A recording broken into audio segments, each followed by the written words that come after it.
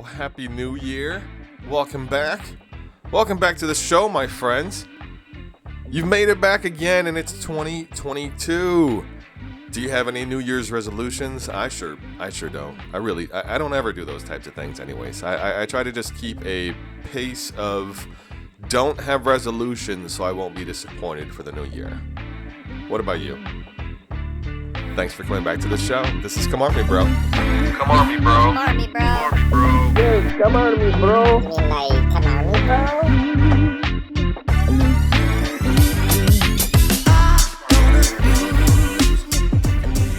We eat our Wheaties. Okay, we are here with my We are here! We are recording the session with my friend Josephine. This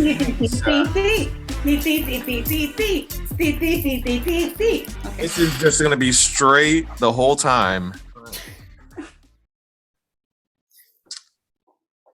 And like I'm the only person that's had anything to drink, and you're Something.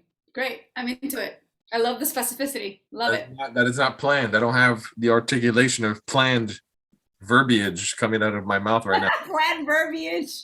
Planned verbiage. There's going to be a lot of Planned things that we make up tonight that aren't necessarily real phrases and words, but I know that we're going to make the most sense of things, and people. That's what millennials do. They make up words to win arguments. That's what they do. I'm a millennial. I'm not a millennial. You know, theoretically, we kind of are, but we are specifically Zennials. Aren't we like around the same age, late 30s? Are you 40 already? Yeah, I'm 40. You're 40 already? Are you 40 or more? My last birthday was 40. Yeah. Oh, so no. So yeah. In the pandemic. Yeah, so your generation. But if you wear a tie-dye shirt and you have your hair all crazy and shit, people don't care. They don't think you're 40. They just, You're not 40 though. You're like 38. No, you're eternally 32, 33, eternally Jesus. Solid that. So let me explain one thing though, because I know you were asking before, is this an audio or is this a video podcast? Mm-hmm. And first, I know I gave you a real loaded answer and I was just like, it's both, right? And it's just like video and audio. But if you did one, then you would typically have the other one anyways. So if you did an audio, I would not see you, right? We wouldn't do video, but if we did the video, and it would be a disservice to society to not see these faces. Look at these faces. Look at the color contrast in the wall and her hair. That the barrette is covering just only. Hooray! And I just want to say that, like, I have to, like, because like people will only watch this as a or listen to this as a audio podcast, then I'm going to overly describe things, and I would appreciate it too if you have to describe something, then overly describe something. So I have the vernacular to over describe anything you wish. My Cash App and my Venmo is. This is not associated with OnlyFans at all. She is a she is oh man. Link your embedded code at the end of this and you'll get a discount. No, just kidding. So Josephine, Renegade, Renaissance, de la Miami, de la Miami, pero no sabes qué. Mi amiga Josephine Phoenix. There you go, Josephine Phoenix, and I'm here with mi amigo Tony Firpi, DVS, Element. That was an intro. I'm making that my ringtone. Thank you for joining me. This is like the end of our like in the beginning of the pandemic first, right? Because I'm gonna get into like how I know you and how we know each other. I always like to kind of like get into like how did we meet, right? So, but like this is like the full circle of when the pandemic started, we did a live video and I started doing like live video interviews with people, right? And you were my first live interview, I think. Really? Yeah, I think you were. Man. I'm gonna correct myself. If I don't, I'm gonna split up this video. I'm gonna show little audio things or video things, right? But because it was you first, because I was just doing like this live videos. Like everybody was doing like just jumping on live, right? And then I was like, well, let me have people on. I remember I had my friend Adrian, which is a doctor. He's a mental doctor, I a remember him. mental health, right? And Dr. Adrian, all right. I think he was the second. I think you were the first, and we were doing like a happy hour thing, right? I think That's you cool. were. We So were this is doing like like full a happy circle hour, now. but something about full circle I don't like, because something about full circle means that this is the end or something. Like, no, we're gonna be doing this periodically. This is a an Econo full circle. This is like half Yeah. full circle, because I know that you are one of the most eccentrically, diversely talented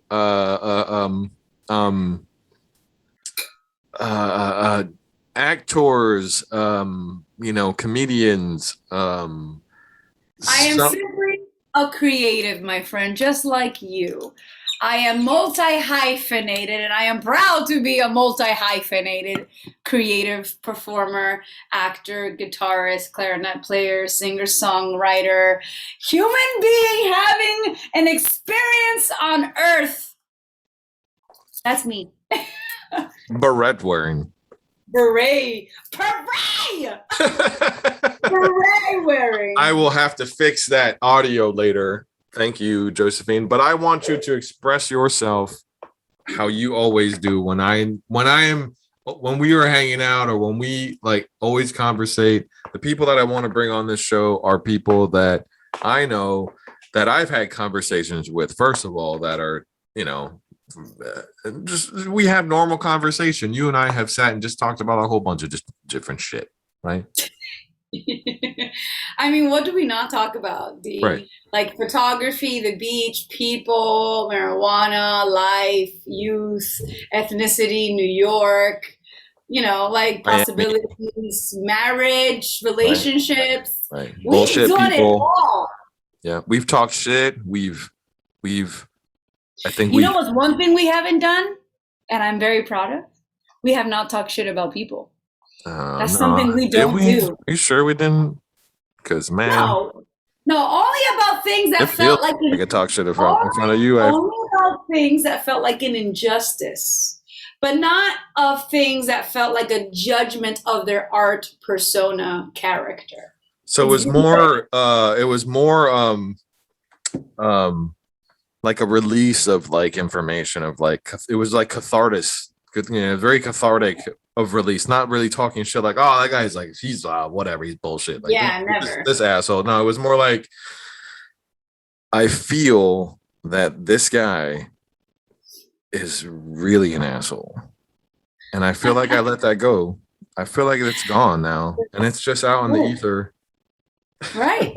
Let it flow, dude. So you and I have known each other for, I'm going to say, there's always this like 5-year period. I don't know. For some reason, I've met a lot of people in the last 5 years. I think I met you in 2016. My first single release concert at Pure Rose Coffee House in Brickell. I think that was 2016. Wow. And it was the single As Long As You're Home. I forgot how we connected, because I remember just inviting you to my concert through was it Instagram, social media, Facebook, Craigslist, what? It was on, I think I got a message from like randomly from Craigslist saying somebody who posted an ad just wants to know if you would like attend their real, like just to watch them during their event. I was like, this is really weird. Like just like voyeur type responsive like stuff from like, no, I'm just kidding. No, I reached out to you because I was like, I at that time I was kind of coming back to South Florida. I had moved from Atlanta, right? And I had lived in Tampa for a while, and I left South Florida, my home, right, for a while.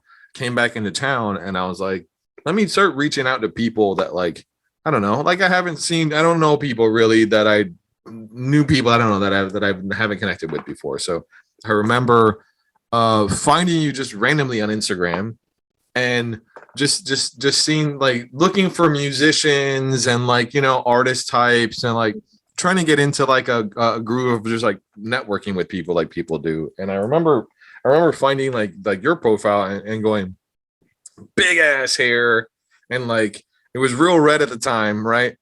And Yeah. and like yeah, like For those who cannot see, I have very long Shiba raccoon hair. And to attract the male species, I take my long hair and I put them under my armpits, and then I look interesting as heck in this situation. Do you like your women, ethnic?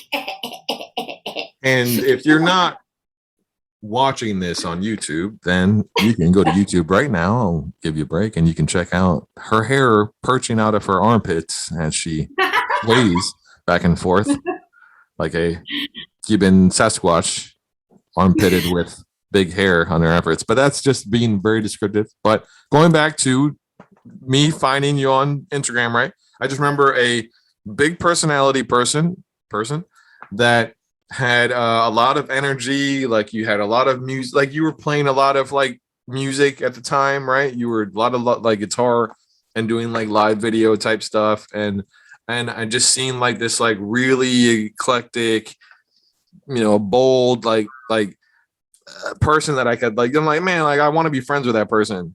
And I was like I just like, she seems like she's super cool. And like, and then I wanted to connect with like an artistic way with people to be like, hey, let's do like pictures, or I'll shoot video at whatever. And I saw you were doing an event, and I'm like, hey, is it cool to like go to your event and shoot video? And you were like, yeah, come to the event. And yes. And I felt just the same after meeting you. Like I saw how cool you were, like talking to strangers and coming here and there. And I saw the kind of stuff that you shoot. And I think you're uber talented, and you have such a creative eye in terms of design and how to frame things and stuff. And I was like, these are the people from the same. We're from the same continent, but a different planet. Right. Like this South Floridian Hispanic person that's not afraid to like talking shit to people and like doing things. Like you definitely had that. Like, so I was like, man, this is like, she's like, and I remember like I got there early to like that event, and I was standing outside and I had my equipment, and I like to get to like places early and nobody's there, it's just the coffee shop kind of like setting up and things like that. And I was like, I get there and like I remember like you drove by in a car outside, and you were like, hey, and then you were like, hey, what's up? And then like you didn't, like, we hadn't met in person, and I was like, oh, she remember, like she knew who I was. And I was like, oh, cool. I was like, so I was just like standing there and like going like a lot of random people from South Florida like tend to, you'd be like, hey, I'm gonna go to your event, and they're like, oh yeah, cool, come to the event. And then they go to the event and they're just like, oh shit, they came to the event, like it's like that, or vice versa. They'll say I'm coming and they never show up, and they say, oh, I'm sorry, I had to do laundry and walk my dog, and I got a parking ticket and I can't go. And when you have another event and you're like, wow, I just like, you just didn't go to this event. So anyway, and we met, and then you were like just you meet people, like they just kind of like fall into, they're just like being like a friend, like right away, like hey, what's up? Like, oh, cool. Yo, what's up? Oh, cool. You're going to perform? Oh, awesome. Yeah, be here. I'll do some pictures and like, and I'll do some video. Awesome to meet you. And you like talk with me for a while, just like talking shit. And I'm a little late and whatever. And I'm sure that I don't remember you were late, but I'm sure you were late. Like just, and you're like, I'm doing some other stuff. And then like, you were like setting up because you're supposed to be performing, and like, but like, you were like super cool and like very familiar, like you, some people that you're a little familiar with, and you're like, wow, this is kind of weird. But like some people are just like, she gets it right away that like I'm not here trying to flirt with you, trying to take your picture. I'm not here trying to like get some weird thing. Like, I don't know, it could be very weird for people's like, and you're just like, you seem cool. You could like obviously check my Instagram and all that stuff and see like I'm not a psychopath. And I think from then, well, we have yet to still know if you're a psychopath or not. We're all crazy. We're all crazy. It's just how much you're crazy, right? Yes. But you're a very normal, And I say normal because people are so weird, man. People are so weird to like when you meet somebody, you know? I always call you D because of your brand Devious Elements, and I'll always call you D because it can stand for a lot of things with the word D. But my point is, D, that I love people, man. I really do. And it's like, if anyone ever asks like, what's Josephine doing or who is Josephine? Like, Josephine's like hugging a tree and talking to a stranger and giving them compliments. You know, I love seeing people for who they are, what they bring to the table. Everyone is always inspiring to me. I love to see humans and like what crosses my mind with their presence that I can express that is of good nature for them and to them. You know, even like a smile or your shirt or your hair or anything. And I love doing that. And it's even gotten to the point in certain circles where it was said that, oh, I'm always saying good things to people to be liked. And I don't care to be liked. I like me. I mean, let me rephrase that. We all initially care to be liked. We are a social species. Right. We like people and we love being liked. Who does not like being liked? Like, that's ridiculous. We're especially performers. Hello, Joder, we live for applause. Applause, instant gratification. You like me, you really like me. I'm gonna play applause right now while you're doing it. But that's just, you have to realize that we are here all going through something. Like, why not connect? Why not express? It doesn't mean that you're going to be best friends with everyone, but you can still, you know, it's that saying where you won't remember what people said, but you remember how they made you feel. Right. And I think that's imperative in this day and age. And I think that you're constantly on like a perpetual creativity role of like positivity and not always just and you know what, let me start from the beginning. Go back to the beginning of first who you are, what you do. And I'm not going to put out there of like the things that you've done or the like, you know, the awards of your life, right? It's not that for me right now. It's really just like, I just want to let the audience know the artist that I'm speaking to, right? So the artist is not only is a singer, right? A singer, and I'm gonna cut in different things that I'll do later on in post. Like I'll put some of your music and I'll do different things. Like, right, cool. Sure. And she's not only a songwriter, singer, she's a producer, she's a actor. That, and I say actor, and I say it like that because it's like you've not only done reality television, you've done Broadway type. You've musical done theater. Musical theater, right? You can do on the stage to being recorded on an impromptu, you know, comedy show, right? Yeah. So tell me a little bit about yourself. First, say your name, who you are, where you're from. Here we go. Ladies and gentlemen and non-binary alike, I am Josephine Phoenix. I'm Josephine, they call me Jo, and I am a hybrid of Miami and Brooklyn, New York. I started off as a clarinet player in the classical world. As a kid, that was my life, to be part of the New York Philharmonic, the London Symphony Orchestra. I love classical music and being a part of that machine. And then I discovered makeup and lost some weight, and I said, oh, wait a minute, I want people to look at me. So then senior year of high school, I got into acting and a little bit of singing, but I did not sing in key till about 25, but I kept trying. And so throughout all of the discovery of your 20s, I sang on a cruise ship at 19. I really wanted to go to college and major in journalism. And I came from a very different kind of performing arts family. And they said, you're not going to college. We don't go to college. We don't have money for college. You're just going to go work. And I'm like, oh, okay. This is before, you know, the access of the internet. And so I ended up being a gypsy. And so I went from a cruise ship in the Mediterranean in Africa in Barcelona. And then that morphed into being a backup singer for huge profile Latin artists like Ricardo Montaner and Orishas and Beatriz Luengo. Orishas is Yo Tu El Romero, which is the huge Cuban song that's happening right now, Patria Vida. Right. That was his backup. With the dreadlocks. Yeah. Right. I was his backup singer, clarinet player, guitar player, and I traveled for a long time. You know, I do musical theater. I'm always trying to make people laugh. And I don't want to interrupt you, but I do want to bookmark that, SOS Cuba. And I do want to go back to that at some point later on in our conversation. Absolutely. All right. So go keep going. Sorry. Keep going. And I've done musical theater and I've released 3 singles. I've been a singer-songwriter. And we are on this journey of all the things that a performing arts artist can do, multi-hyphenated. And I'm trying to really change the approach, right? Because sometimes they say, what is it? Jack of all trades, master of none. Right. And that's okay. For me, I love all of these little tabs that I have open in my artistic career. I was also the morning show radio host of 94.9 in the year 2008. 9. I did Paul and Young Ron?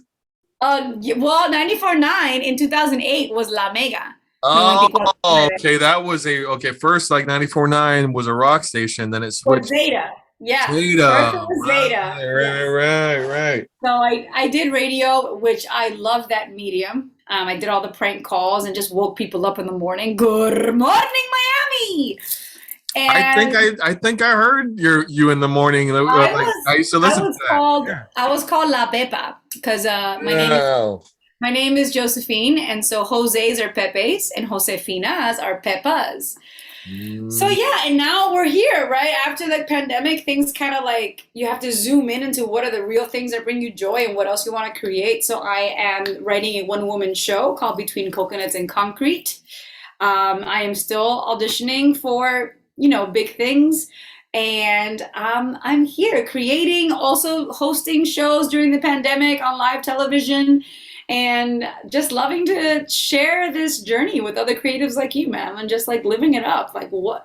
Here we are, bro. Here we are. I mean, you go from, doing live music, right? So we met and then you were just doing live music and then doing shows, you're writing stuff. And then all of a sudden you were on a TV show.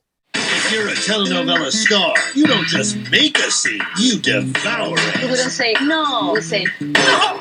Please, no! But when the camera stops rolling, it's their real-life drama that steals the show. Come here, my husband, and you're gonna be dead. Oh, bitch! And expecting any of these superstars to share the spotlight is no bueno. I am the next Sofia Vergara. Reality TV is about to learn that over the top is never enough. Call me prostitute. Prostitute. My Life Is A Telenovela. Trust us, the housewives got nada on these people. Yeah. Right? I shifted. I kind of left my singer-songwriter music career kind of in the background. I was hitting a certain point where I didn't have the tools or the access to know how to keep going. How do I get a booking agent? How do I get a manager? How do I get more press? How do I play shows outside of Miami? How do I get a band that's like a band together, not just the boys that play for me, or even like I couldn't even find a female musician at that point, which I really wanted to. Right. So I was left with all these open-ended questions on how to move my singer-songwriter career forward, and I shifted. I went like, well, let's do acting. That's a system that I can understand. You show up to an audition, they say yes, you get a job. And then little by little, you'll get bigger and bigger jobs once you get an agent. And I knew how to do that. I didn't know how to do the singer-songwriter thing. So I was on a reality show on WETV called My Life Is A Telenovela. Ay, papá, ¿por qué? Ay, qué lástima. No, they're like, no, you were great in it. I mean, you were the wild card chick that came on that like. It was a great experience. It was one of the bigger things that I did that gave me a lot of economic energy in return. That was like, oh, this is fun. I'm going to buy me $1,000 couch. Right. But you know, it was actually very challenging as well because I was the newcomer of this reality show with a bunch of high-profile female Latina celebrities, but in English. Casting day for the big new telenovela Eva La Trailera. And that brings starry-eyed newcomers to Telemundo, like Peppa. Hi, I'm here for the audition for La Trailera. I'm super excited to be here at Telemundo, and I'm a huge fan of telenovelas, and I'm here for an open casting call for Eva La Trailera. Oh my God, this room is like a who's who of superstars from the telenovela world, and I can't help but getting all fangirl. The plot of this new show is way over the top crazy, even for a telenovela. It's a story about a woman named Eva who inherits a truck from her dad, and somehow it turns into this trucking empire. Naturally, she's falsely accused of murder and is thrown into jail with, I'm guessing, some of the hottest female prisoners on the planet, because that happens all the time. So, you know, there was this a famous model from the show Sábado Gigante, Cici Fleitas. There was Maria Boquitas Raquenel, who was part of this whole Gloria Trevi kind of drama and show. And for the audience, a telenovela is a soap opera. It's in Spanish, right? So just like it's, you know, it's a dramatic, scripted, people say very serious things a lot and probably get slapped every so often. Right. Yes, it's a thing. It's like hockey. It's like hockey. Just like at some point, somebody's gonna get slapped and get yelled at. Right. Right. But that was interesting because that seemed like a lot of fun. That seemed like at least you were not. It was a different thing. Pero it was also very eye-opening because I was one of the few Latinas on the screen that did not have any surgery whatsoever, that did not have fake hair, that did not have fake lips, that did not have fake eyelashes, that did not have boobs, that did not have but I have my, you know, Filipino mangoes, and I have my little mini organic peach, and I'm okay with my petiteness. And the strange part about this, Dee, that I will share with you and the audience is that it was run by American showrunner producers, right? There was nobody in the high profile seats that were Latino. And so when they brought me on board, they started talking about me having breast surgery. They're like, all right, so we want to have this arc in your story. We want you to come in as a newcomer and we want you to end up having a huge soap opera role on Univision or Telemundo. And I was like, yeah, sure, let's go. Yo hablo español. And then the conversation was brought like up. She's all that Hispanic style, like Latina style. Yeah. Like you're gonna end up with like huge boobs and like So they said, all right, so when do you want to kind of talk about the surgery? And I was like, get surgery, like, you know. And they said to me verbatim, come on, Josephine, you must have looked at yourself in the mirror and wanted something more than what you have. What? And I was like, excuse me. I was just flabbergasted at that statement. I was like, I have never looked in the mirror and wanted anything more. I do squats, boo. I tickle my nipples. It gets really small and my tits look great. I mean, I didn't understand that. This is from like a producer type person, or like saying like, oh, in order for you to move to the next step, then you're gonna have to go full on, like, you know, I don't know, Jonga. Like, yes, well, they just wanted me to be more voluptuous, or because I have a mix. I am Cuban, Lebanese, and Spaniard. And to my understanding, they had an expectation of what a Latina or a Cuban should look like, and it was not in the package that was being presented. And they loved the arc of before and after. And long story short, I initially was fired from the show, and I was brought back later because I wasn't willing to get surgery. Then they asked me if I wanted to get my lips done, and they kept asking me what would I want done. I'm like, maybe you could just put in like false eyelashes for like 20 minutes. Which I don't mind. Yeah, right, I'll do that for shows, sure. And then we would do even scenes where they would give me chicken cutlets, and I'll send you this clip so you can play it. I have the clip where they would give me chicken cutlets. Yeah, I remember that clip. I think you posted it. But behind camera, we showed up at a party where they gave them to me, right? And I wear them, and then like I hated them, so I took them out and I put them in my purse. And it's not like you can fly after you put the cutlets in. You know what I'm saying? Like it's not like they're just like slightly bigger boobs, right? Exactly. They just kind of push your tits up a little bit. It's not like some like special power.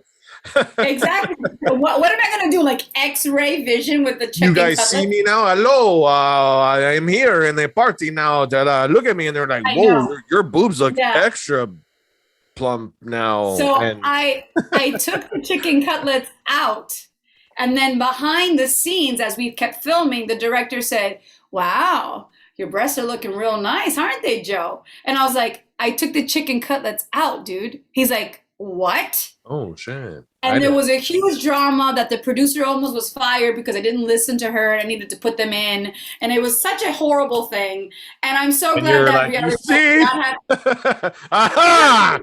I told you all. Look at my tits. And you're like, no more. And you throw them on the floor. Like, they're not even the most dramatic thing. And they're like, why are you so dramatic right now? No, I think that's an interesting subject because, like, for me, growing up, since I'm a mix of my mom's black, right? But she's Puerto Rican.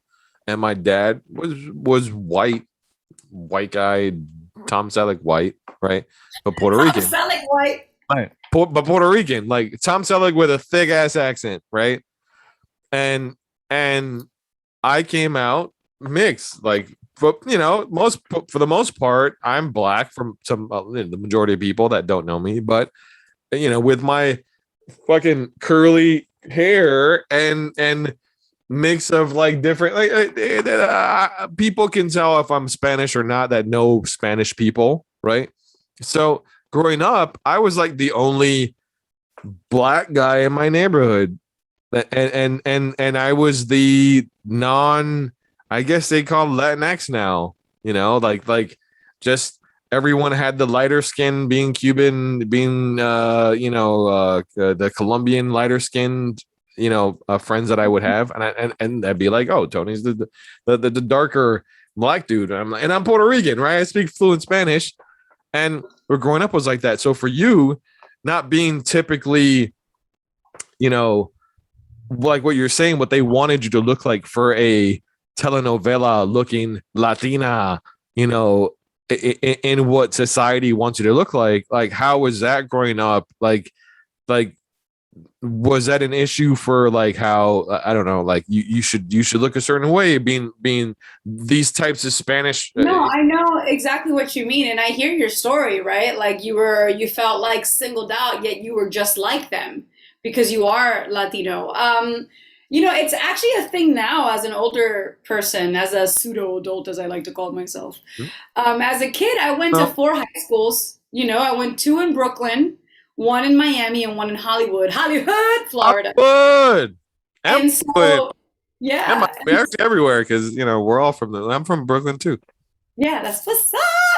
So for me, it was like in New York, it's a whole different way of looking at your peers, even as a kid, right? Because you're exposed to all these different religions and all these ethnicities that it doesn't matter, And when I went in Brooklyn, I went to 2 high schools, and one of them is hysterical. One of them was called Sarah J. Hale, and Sarah J. Hale was one of the first white pilgrims, but it was a hood school with only black people and me.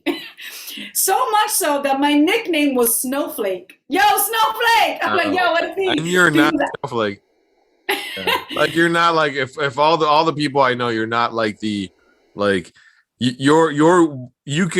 be in the hood with like hood homies and be like be right there and be like, what's up, my dude? But that was a wonderful thing about being in the hood as a freshman coming from Miami, even though I was always like in sort of the hood growing up, that even though there was only like a very few of us of my color in that urban school, because I was Cuban, they're like, oh no, but you're Caribbean, you're like us. You're not white. Right. But then in Miami, I am so white and so petite in comparison to the Caribbean look or Colombian look that it's like, you're not Cuban. I'm like, pero que sí, que soy cubana, que coño te pasa a ti? Do you feel like you have to go overly Cuban to feel like they have to know that you're like, not that you go overly Cuban, but you're already. I know what you mean, my man. I Yeah, love using the Cuban accent in terms of comedy. There's something about that accent, especially if you have any kind of Miami connection and or Lucille Ball and Ricky Arnez, right, that right. it brings forth a smile and it brings forth a lightheartedness that I use it not as a gimmick because I am Cuban, but I tend to turn it up whenever I want something to be a little more comical than usual. And I love that. No, it's a tool being able to like. I have my voices in the way that I speak to people. Like I have my in Hialeah voice and I have my in South Dakota voice, right? Like I try to make sure that I'm, I don't know. It's kind of like ended up on some very professional. I'm the Donald Glover, very articulately skateboarder that like I don't know, like listen to like Nirvana and also Tupac growing up as a kid, and like nobody knew where to pin me as like who I like. Oh, you're a Hispanic kid, or you're a little black kid, or like you skateboard and like You're people all the they things. don't You're know all like the how to like, things. which I think that like that's one of the reasons why that like people like you and I like I think like find these types of like little individual like friendships like we have, because it's not easy to just be like people want to try to stand out more, right? That's nowadays is like, let's try to stand out more. How do I stand out more? And I think that people like you have always just kind of acted the way that you're going to act, right? And you are who you are, and you just kind of stand out. You just have the big personality. You it's easy for you to like, you put you in a room with like 100 people and everybody's going to know you. I'm sure at the end of the day, like easily, right? Like just because of like the naturally But abundantly. here's the thing, but that's because I want to know each one of those 100 people as well, right? It's not a one way.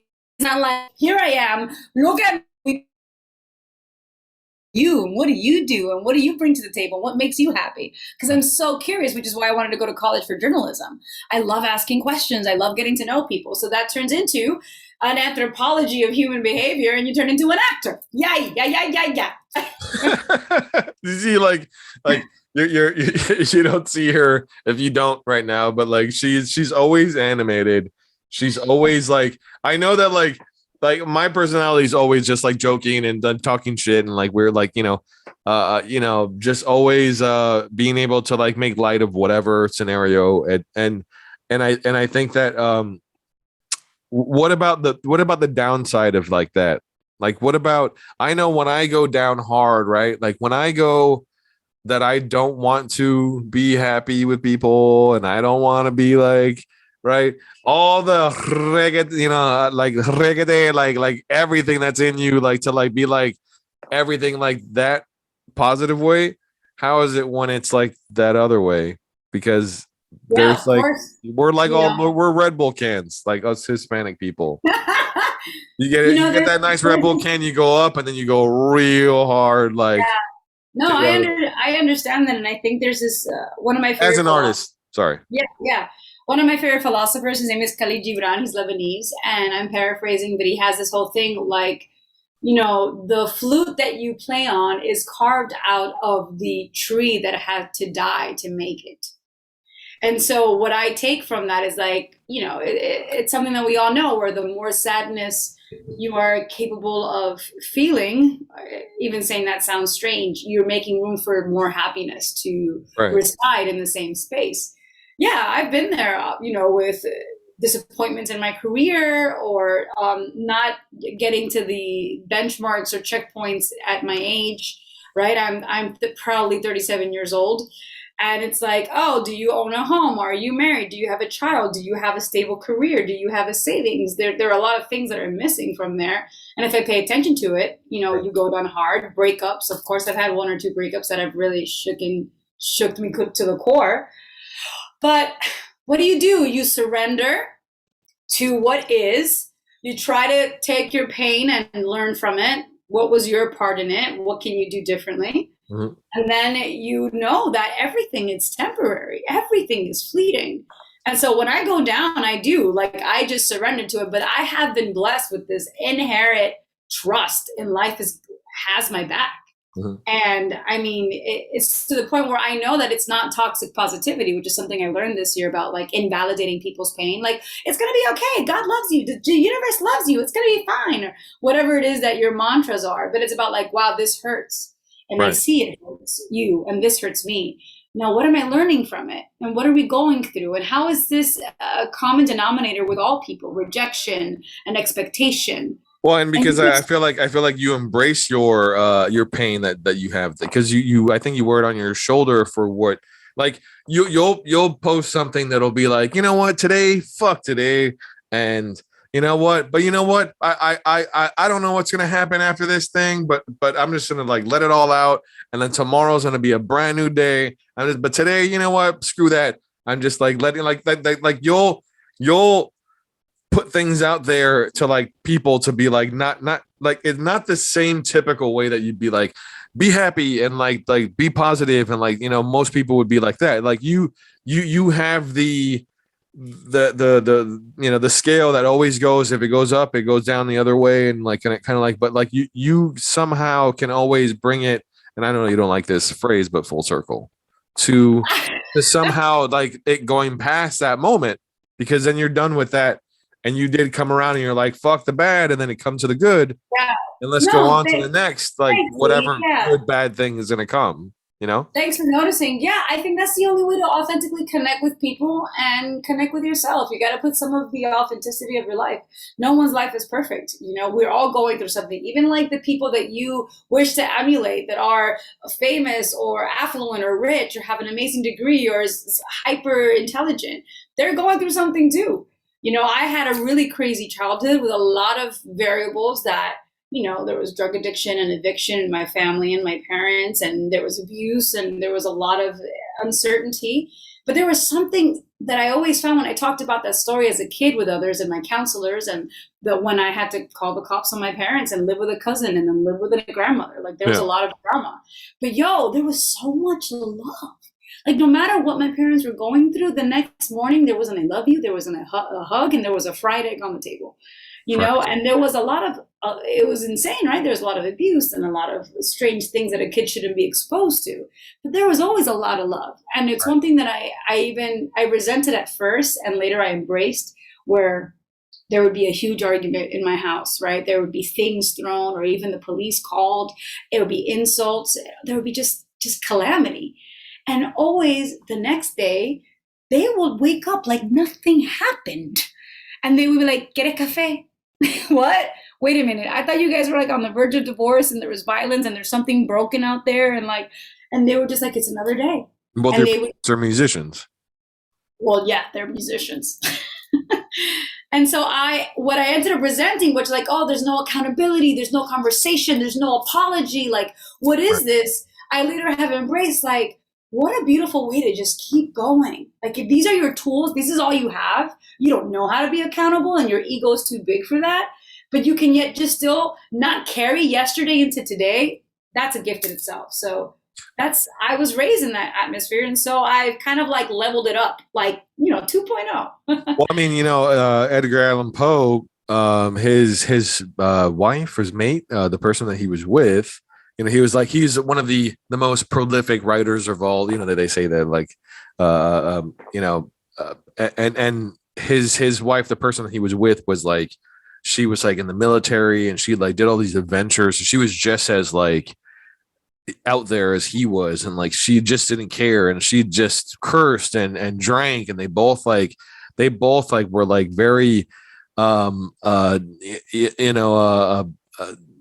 they're abusive towards each other, and they both like binge drank and they both came back at the end of the day, and they were just one of the most charismatic in history. They're as one of these like couples in books and literature and shit, I guess, that like goes with like they fought as hard with each other as they both were like hard, and that's right. As hard as they fought is as hard as they loved. Right.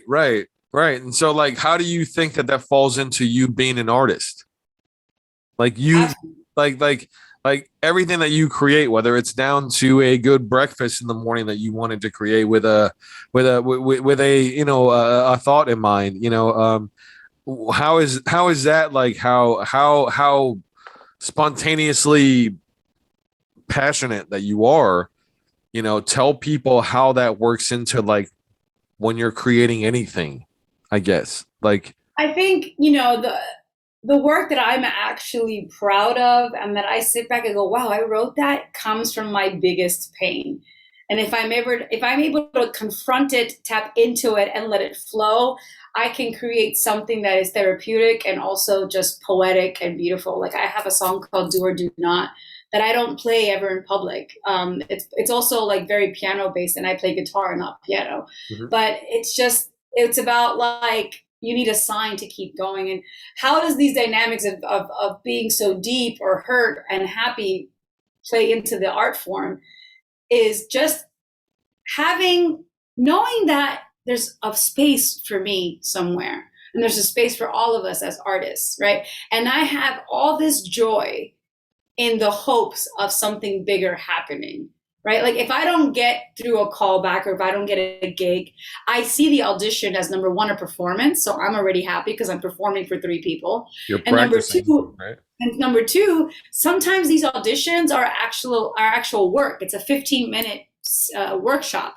And so I was like, wow, like this director in this audition just made me a better actor, even if I don't get the gig, And so it's like, when you love fiercely, it's because you are also willing to be hurt by it. Mm-hmm. It's only by the hurt and the contrast can you really see how both ends, Batman and Joker, need each other, and that's Right, how the you duality, relate to yeah. people. That's how you relate to people. That's how you can connect. That's how you can help. If you've been through the trenches in your emotional life, there's been some highlights. So anyone else in the trenches, you can be like, I know this hurts, but yo, watch out, the light's coming because it's happened to me.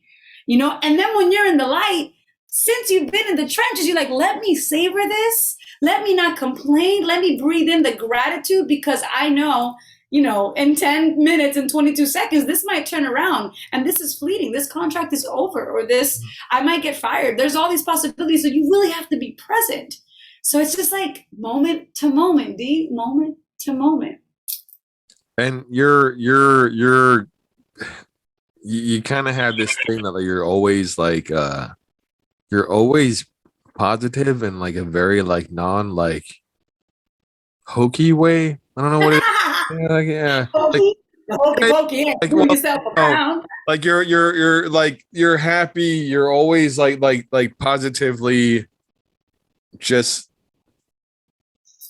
being, I guess. You're always doing things. So you're traveling, you're in the moment of things, like you're and I think that like when it's hard to like just always pay attention to like social media and like try to make things for like TikTok and how people are, I think that like it's awesome to see how like you just fall into life. Like you just kind of like just like let things happen, and you meet so many different people in the way you're doing things. Like all of a sudden you're like on a cruise ship like singing, and you're like in the middle of the like somewhere and meeting so many different people. And I think that it's hard to, as an artist, to find our place, I guess, with our like I've spoken to like actual painters that say that I say like I know your style, right? Like I see what you're doing, like I see that style. But for you, I think that your style is just you have this all over thing that you have. It's not easy to just go you have this thing which you're, I guess, the non-binary, like even going back to like when we started the interview. But I think that you just kind of, I mean, let's just say like you did the show that you were doing on your feet, right? Gloria Estefan, right? You were playing her mom. Her mom. Right. And then you were doing another Broadway show that you were doing with, it was a smaller independent show with you see please say the name. Yes, before Si Me Caso. Si Me Caso, which is a double entendre in Spanish, right? Yeah, if I get married with TV personality Julian Gil. Yeah, I did that too. Right. So you were doing totally impromptu-ish style stuff on stage with 3-4 different other younger just as talented women, musicians, right? And holding your like own, like you were, I'm jumping subject so much because You are, but it's okay. I'm on the horse with you, my man. I'm going with you. I'm going to cut this all out. It's going to totally just make sense. I'm just going to go. And then you did this thing, and then this thing happened. Everything's Yeah. amazing.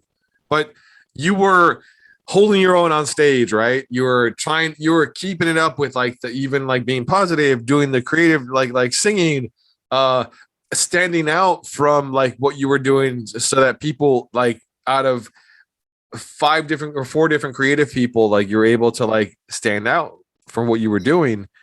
I mean, what do you mean by stand out? You mean like you feel like you noticed me, or you saw the difference in me in comparison or something? That like there was like if I didn't know you, seeing the show, you would be like, man, that really big haired Spanish one. There was actually a Puerto Rican girl who had bigger hair than I did. Oh, I saw she had the curly hair, but you had a different like. She had the fro that was just so seductive. We loved it, you know. And when we traveled Mexico and other places, like everyone was like, "Bridget, your hair." I was actually quite, for the first time, pretty invisible when I traveled because they were so enamored by her hair, and her talent is just uncanny. She's a percussionist. Shout out to her name is Brie La Pelua, right? Brie La Yeah, but she's it's great. I mean, I don't know where you're actually going with all this, but yes. What I'm saying is, okay, let me bring it back. What I'm saying is that you're able to adapt to all your scenarios. You're able to go out and be on stage with multiple different people and hold your own for acting. And different language productions. A Spanish production is very different from an English production. I mean, you were in Mexico City doing a whole like the same movie my life. Right, yeah, and then there's the Latino patriarchy where everything's ruled by men, and then there's like the English thing about me being Latina or not Latina enough, and you just show up, dude. You just show up because I know as an artist, we came here to live. I did not come here to struggle. I did not come here to think that living in a minimal way is the best way. I came here to really create and feel and breathe, and that's why I was brought to this earth, to live, bro.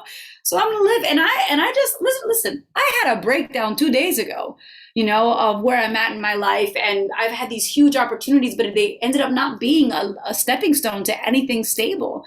Right. You know, and my story is the opposite. Like I have all the aspirations to help my parents. I want to buy them a house. They're not set up well. They're in their 70s. You know, and it's like, I don't have, again, these benchmarks, these checking points. I don't, you know, I have yet to gain a great manager or agent or land that Amazon Prime show that'll get me, you know, 60 grand for a 3-month show. And I'm trying to get there. And I'm, you know, I don't have a savings. I literally and honestly have $28 in my bank account right now. I'm working as a brand ambassador for a liquor company. I am also working as a photographer for an app called TripBits. What brand is that? Anheuser-Busch. We keep it classic, baby. You know, I do all these like promotional jobs for the boat show and for the food festival. Like I am gypsying it out at the moment because I haven't had another contract coming in that's of my stature. I was just offered a 6-month singing contract in Mexico in the Riviera Maya, living on a resort, singing 6 nights a week, but the money wasn't what I needed, you know, and even so, even if the money is more than what I'm making now, it isn't where I'm at in my career. And I'm like 6 months that's not working on getting me an agent or a manager or on television. 6 months where I'm just in another country, working 6 days a week with 1 day off. Like honey needs 2 days off. I need 1 day to clean and like touch myself in front of a mirror, and then another day for extracurricular activities. Some time for yourself, right? At least a little bit. Like. It's a whole movement because Broadway is a 6 work day a week. And it's all coming back now for at least shows starting again and like at least production starting back up. So, but you know, we all go through it as an artist. Like I'm literally right now in the thick of a transition of what's my next move to set my future up well, and so that I can help myself and help my parents and help those around me, because I need help. I need guidance, and I'm not afraid of my story or ashamed of it. You know, there are things that I could have done smarter. And I think that's the gypsy of you telling me what your story is, and because you don't have to be like, you don't have to say this right now, right? You don't have to like be honest with like your scenario and what you're going through. But I think that that's what kind of the whole point of like what we've been talking about. Like you're going with what it is, and this is your current scenario. I think a lot of people are having a hard time right now after the pandemic. A lot of like work got dropped. A lot of people like didn't keep getting booked, like even Broadway stuff like that wasn't continuously going, right? It just started back up. So people are naturally having a hard time with things. But what's beautiful about it is that you're so inspired about not doing like you're talking about it because you know that this is what it is now and you're going through it and it's temporary. Right, it's temporary, right? You're going to have some gig that pops up. You're going to get booked because first you're amazing at what you do, right? And you're not holding on to these like rocks of like negativity, right? You're not holding on. You're just going. You're going. You're just continuously going. And we're all scared, dude. Aren't you scared of certain things? Yeah, totally. I have breakdowns. I have my own shit. I'm scared of shit. I'm scared of it not working out the way I wish it to work out. But that doesn't mean I have to rob myself of being happy today. Right. Right? Like focusing in on my flaws or my detours. Like I'm going to be happy anyway. I told my wife anyway. I told my wife the other day, I'm like, you know what? Like, man, I'm so tired about social media and just dealing with social media and just like having to like create new stuff. I'm like, I don't know what I want to do like lately. Like, I don't like photography, yeah, sure. Like, podcast, great. But then, you like literally you see podcast people pop up on so much stuff. Like, I know you're not a big cable watcher, but like every commercial is now we have a podcast. Now this show has a podcast for the podcast. Like, we're just going to record ourselves doing the podcast and then call it a podcast. Like, there's so much of that stuff. Oh my gosh. And I go so far away from the cool. I hate the cool, but I love the cool, right? The cool, like the things that are happening in the moments of like, Tiger King, right? Let's just say like the cool, right? That's cool in the moment. As you're watching it, you'll watch that type of stuff. And now everybody's doing it. But I go so far away from the cool. I don't want to watch what everybody's watching. I don't want to do what everybody's doing. And that turns into what's happening lately on social media and like where I want to go with like what the creativeness and like my company and then you go, well, I don't want it to be like what's happening now on social media because that's so dry and it's so like, that there's so many bots going on right now and there's so much shit that it's just influenced by like ads. So ideally, would you love to drop all social media, not even like be on it or look at other people's stuff? If that was not a part of like our industry or a way of getting ahead, you would just drop it all. Totally drop it. Never again would happen. Live like your 1999. Right. Like I'm the owner of Twitter and I just went to some retreat of like never seen like, Wi-Fi or something like a Wi-Fi list retreat or something that like you can't get on. Nobody sees your shit. I don't have to like. I think that's also up to us, right? Aren't we in control of who we follow and what we see and what we decide to scroll our energy on? Like I get off of Instagram every year for about 2 months, like twice, usually in the holidays to be more focused on what I want for the next year. And sometime in the middle, if I'm sad about something, I kind of get off because then I start posting like sad quotes. Right. I'm like, we don't want to do this. Like, forget it. I get real personal on my like business page and I'm just like, hey, what the fuck is going on with you guys today? And there's like, I don't want to be so personal. Hysterical. Yeah, I have another page. So I did during the pandemic, similar to you, I did an interview series called Boss and Sass, where I interviewed women who are entrepreneurs and trying to do everything on their own. You had some bosses on that podcast. You're some bosses and sassy bosses on that podcast. Sassy bosses. I was watching. Yeah, and it was a beautiful journey with all these women that I am lucky to call friends and interview. But my point is that on that page, when I am off of Instagram, that page only follows my best of friends and inspirational accounts. So I never feel a certain way while I'm scrolling, because every scroll or every second spent on this account is only stuff from people I really care about, or like interior design and like nature. You know? It's like, yeah, right. Like the when I go to like watch, like when you scroll by on things on social media, you see like ad, and then it's just like a post that you saw already like last week, right? Yeah. And then there's like scroll, ad, and then it's like a post that you saw like now they're showing you the second picture of that same post, right? And then like ad, right? Okay. Like You know, when we have to just choose mindfully, right? Because there are people that I love and seeing what they're up to. And there are accounts that inspire me of certain philosophy or quotes or interior design or paintings. I love art in general. This is why I connected with you, and it's such a great podcast. I personally love impressionists, but anyway. Do you, and I'm gonna jump subjects because I do want to jump to a different, more fun subject. Go Because ahead. I know we're getting into the deep brain of the psyche of our Social media life. Go ahead. And I love that because I put that out there. But I want to know: do you do any impressions? Do I do impressions? I've never really been asked that, have I? I do impressions of my mother and my father, which is not funny to anyone but us. But I don't. It's Spanish impression.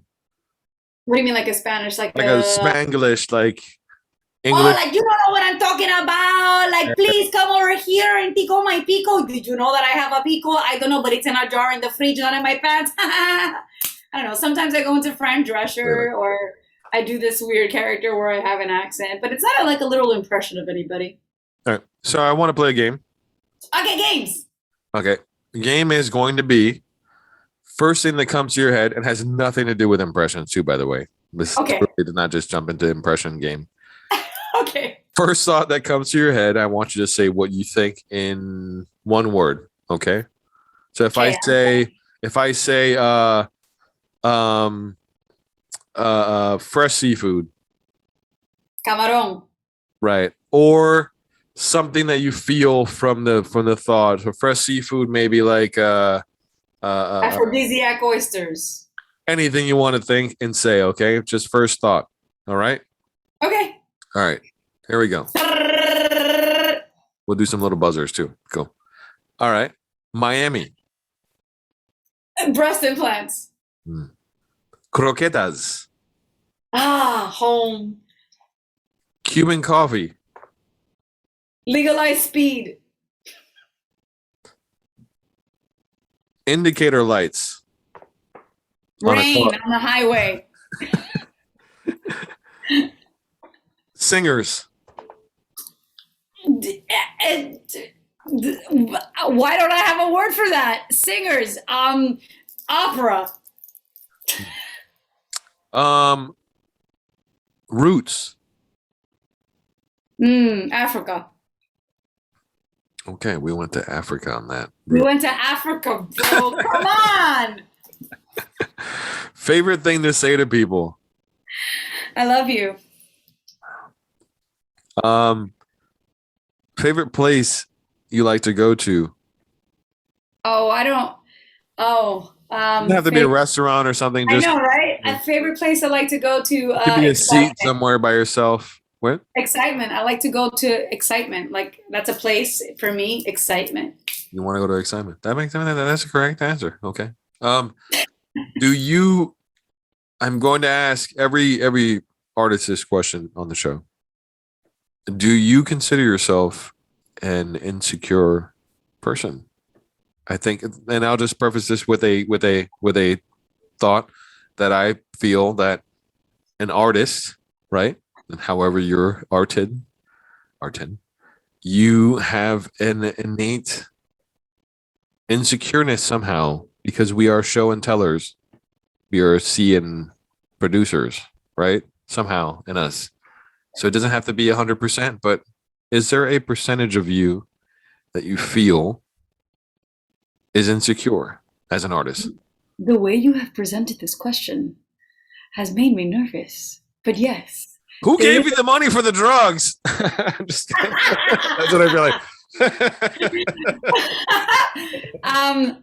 Yeah, of course there's a percentage of me that's insecure. I mean, I love the body that I live in and the soul that I inhabit.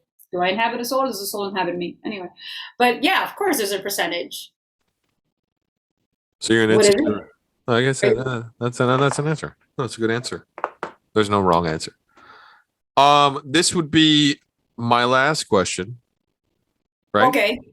Last question is, in a hypothetical question, if you can have a fist fight with anyone, real or not real, hypothetical or not, consider it a celebrity deathmatch ish claymation type thought, right? Remember that old school show on MTV, right?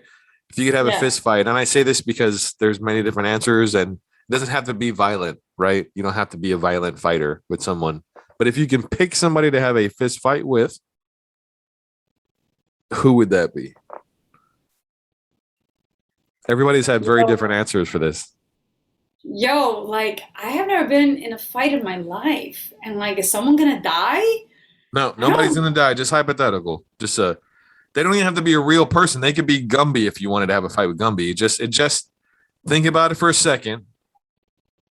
You want to hear mine? Yeah, I'll hear Okay, yours. All right. So I wanted to be. So you saw the movie Fight Club, Yeah. right? So I wanted to be Tyler Durden. That would be me fighting myself in a fight, because then I would be fighting myself. Only you, bro. And Only I'd be you. like, I would be like the crazier side of myself fighting the weaker side of, I don't know. But that would be my I see what you mean. I don't have anyone that comes to mind, but I would love to fight with someone that the tension is so high that it turns into a sexual or sensual act in the middle of the fight. And you're just so freaking angry, you want to throw them off the freaking bridge, but then you make out with them. That's what I want. That's a correct answer. The Have last you ever had answer. that feeling? Like you just Oh love, yeah, no, you definitely. love someone so much you want to throw them out the window. The person you're picking would. Okay, so let's just make sure that we're getting this straight. That the person that you would pick, you would also have a sexual encounter with them. Because it's the same Right. emotion. No. So the last, and I'll just tell you, the last person that answered said that they would have a fight with Nelson Mandela. Yikes. Because of how they would learn from them while they wouldn't punch Nelson. They would just be like, "Oh, you were the teacher of my like that." So you went total opposite, which is interesting too, because that's like total like Warshak, the question like what would you say from that? But it's still a correct answer. I appreciate that answer, my friend. I love this test. They're all correct answers. This is what I'm They talking are. about. They are. There's no incorrect answer. Your answer is your answer. You I can't. like it so much. I like you. I love you long time. Yes. And I love that you came on the show, and I really appreciate the fact that you're your most open, truest self. That's why I love you, my friend. Thank you, my friend. People are only like this because you create the space for people to be themselves, and you see them and accept them and celebrate them regardless of whatever color they have on that day. Me with my red beret, or with my Brooklyn hoops. Do I speak English? Who's drinking the wine? You are, yet I can't speak. Right? But, you create the space, D. You have an art and you have a talent for making people feel safe and to take risks in their personality and expose themselves and still feel accepted. So that's something that we have to all be thankful for in terms of being in your presence and why you do shows like this. Well, and my last question, last question. Last squared. My last question, is, what would you like to leave the audience with? What would you like to impart them with, whether it be a smart haiku or a little impartation of some Josephine Phoenix knowledge? What would you like to leave with them? I'm going to leave them with... Take your time too. You don't have I'm going to sing the second verse of a song called Do or Do Not that I love, that I wrote. And it's something we all need to deal with. So Please do. I'll take it day by day. That's all that resonates. I know it's a big cliche, but what else is there left? My tears turn into lakes, in abyss of mad mistakes, surviving through my faith. I'm well aware of all the show I'm taking back. I'm gonna throw my assumptions, hey, out the door. But keep in mind, I'm gonna find the resolution to the crimes in my world. I'm gonna need a sign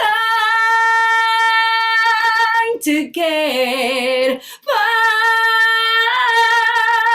I said a sign to get by. No need to rush. There is no try. It's do or do not tonight. Oh, yeah, we just got a free concert. I'm going to back charge everybody on this one. My Cash App and my Venmo East. I need my shampoo. Please help me with my hair care. We got the last person to ask that question. They just said true. I'm just joking.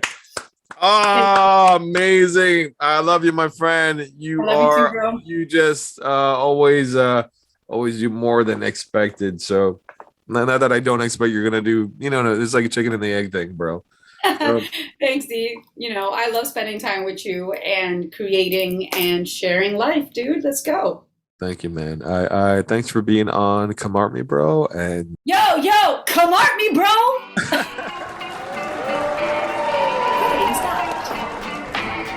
This episode of Come Art Me Bro is brought to you fresh, 100% produced, recorded, and edited by me, Tony Furby.